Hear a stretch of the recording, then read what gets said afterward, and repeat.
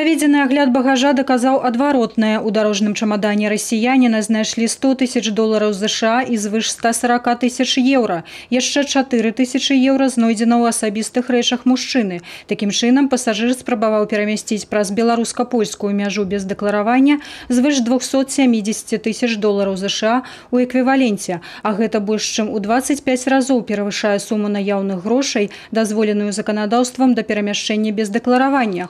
У дачыненні да грамадзяніна распачата крымінальная справа па артыкуле «Кантрабанда». Брэская мытня нагадвае, што пры перамяшчэнні праз беларускі ўчастак мытнай мяжы ЕАС незадэклараваных наяўных грашовых сродкаў у памеры, які перавышае ў эквіваленце 30 тысяч долараў США, прадугледжана крымінальная адказнасць у выглядзе штрафу або абмежавання волі на тэрмін ад 2 до 5 гадоў або пазбаўлення волі на той жа тэрмін. З пачатку года супрацоўнікі брэскай мытні спынілі звыш 60 спроб незаконнага перамяшчэння наяўных грошай.